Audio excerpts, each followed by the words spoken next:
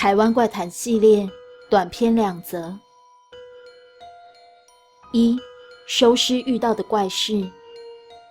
我以前当过民间救护车人员，这家救护车公司会跟葬仪业者合作，帮忙去各个地方接往生者到殡仪馆，其中一处就是去各家医院的太平间。这是其中去太平间接往生者时发生的事情。我们出车都是2人一组的。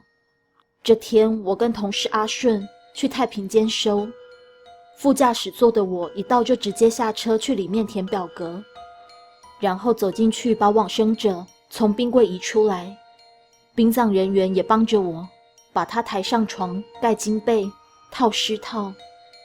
阿顺则在外面停好车，准备好担架后，就进来把往生者抬上担架，就要推上车。我走到一旁继续填其他表格后，出来看阿顺还在那边推担架，推不上车。在搞啥？在那边拖时间。我心想，看着阿顺他那几乎是我2倍厚的身材，我走过去顺手帮忙一推，担架就上车了。开往殡仪馆的路上，车子的中控锁不断卡拉卡拉的自动开关，我不禁皱眉。阿顺，车子不是才刚保养吗？我看又要去车厂看一下了。阿顺只是脸很臭的开着车，没有搭理我。随后我们顺利的到达殡仪馆，办妥手续，将往生者带到地下冰柜安置。回公司的路上，阿顺依旧沉默，我也就自己玩手机。隔天阿顺请假，后天他来上班时才跟我说明原因。不是我不推担架上车，是有股力量抵着担架不让我推上去。你过来手一推，那个力量就消失了。一路上他还不安分，弄中控锁影响我们。我昨晚下班回去后，睡觉时就被压了，所以我才请假去庙里拜拜。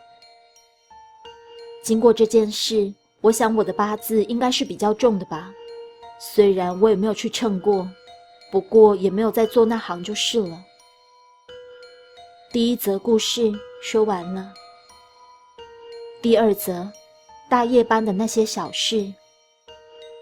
几年前在某火锅店做大夜班，由于只有1个人顾店，从上班到下班是没什么休息时间，出锅、煮汤、煮饭、出食材、结账、收桌，这些全都自己包办。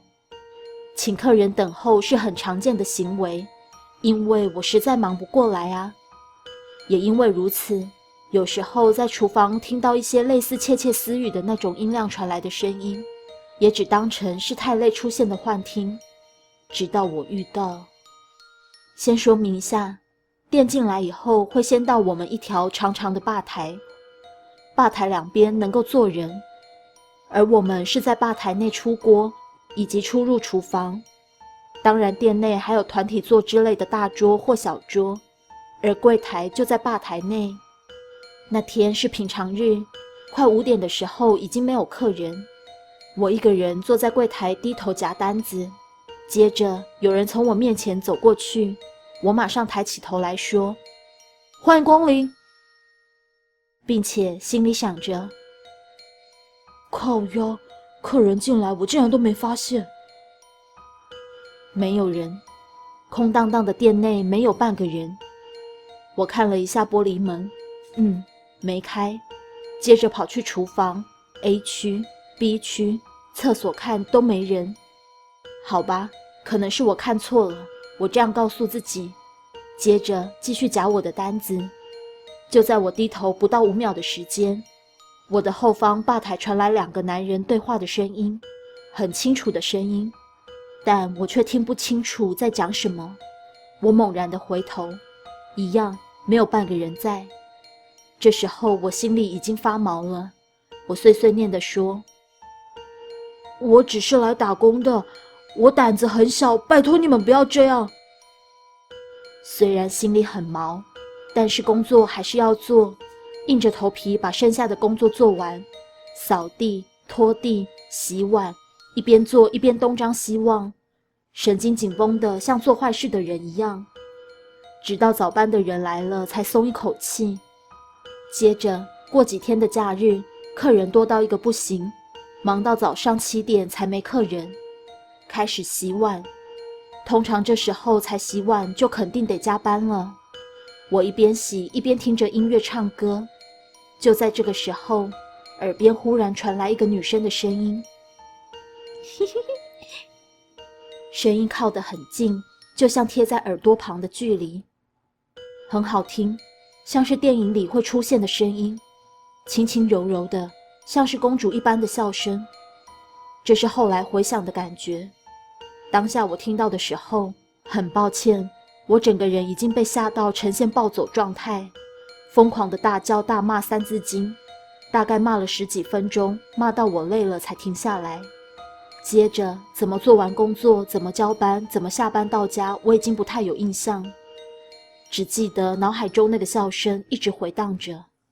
这2件事我并没有跟工作的同事提起，不过某天在跟客人闲聊的时候，他说：“你们店不太干净。”啊，你是说食物吗？还是环境？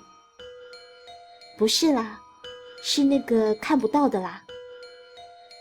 你看得到？感应得到，不太舒服。